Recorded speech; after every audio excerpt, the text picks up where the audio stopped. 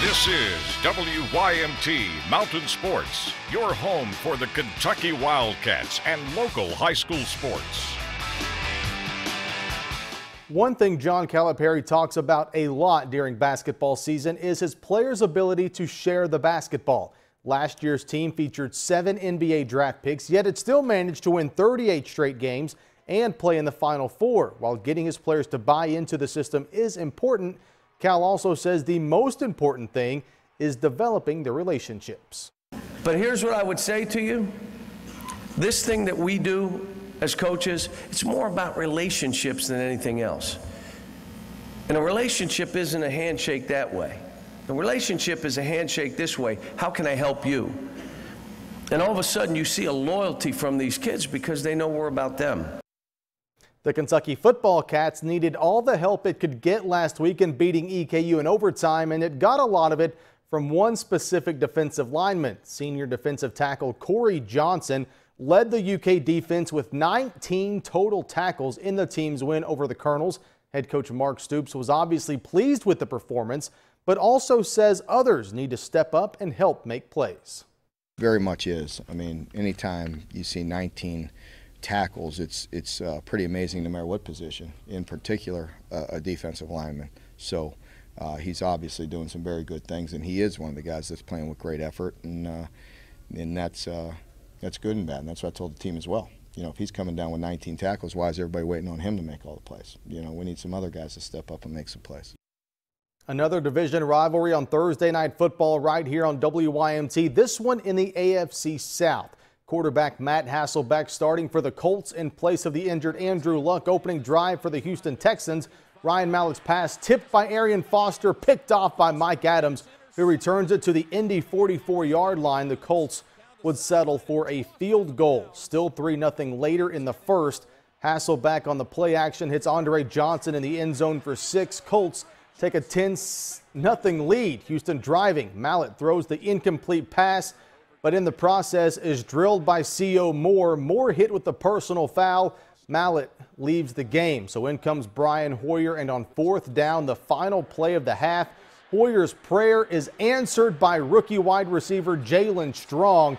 43-yard touchdown to end the half, tie game at 10, but the second half belonged to the Colts. They win it 27-20. Number 10 Leslie County at Prestonsburg in Class 2A District 8, our Appalachian Wireless game of the week. The Eagles are 2-0 in district play and are the only undefeated team remaining in all of Class 2A. But though there are goals still within reach for Eddie Melton's team, other than just finishing with a perfect record, Melton says hosting a playoff game is goal number 1. We got, this will be our 3rd game in district. Right now we're 2-0 in district, and, it's a big game for us. We want to take every district game one game at a time, and like we always talk about. But, it's one step closer to having a playoff game if you can win that game, the very next game, whoever it may be. So, our goal is to go over and play football and try to come away with a win and be one step closer to maybe hosting a possible at least one playoff game. As I mentioned, Leslie County putting its undefeated record on the test later tonight against Prestonsburg. The Eagles bested Peaburg last year in Hyden in overtime, but Peaburg head coach John Derossett says he's been impressed with his team's focus through the first 6 weeks of the season and is ready to watch them perform well on the field to put them in good position for the playoffs.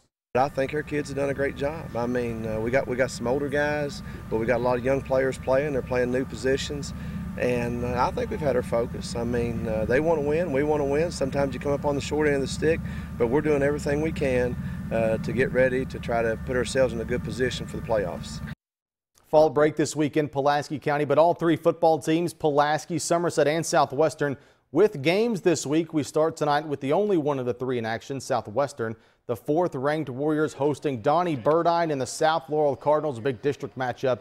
Opening kickoff, a pooch onside kick by the Cardinals, and wouldn't you know it, they recover it. But 4 plays into their ensuing drive, first passing play of the night, Bailey Foltz picked off right into the hands of Zach Coggins, and Coggins goes 35 yards down the sideline, setting Southwestern up quite nicely on offense. 6 plays later, Chandler Gover, touchdown, 8-0 after the 2-point conversion. Second quarter now, same score. The Warriors driving down the field, need an inch, give it to the big man, Floyd Fannin. rolls into the end zone 14-0. Next drive, Larry French's squad playing a little trick or treat before Halloween. Mason Reese looks like he's optioning right, but flips it to J.P. Vaught, takes it down to the goal line. So who do they give it to? Williams Lemon. Touchdown. Warriors, 5th straight win for them. They go to Lincoln County next Friday, 42-8, the final score.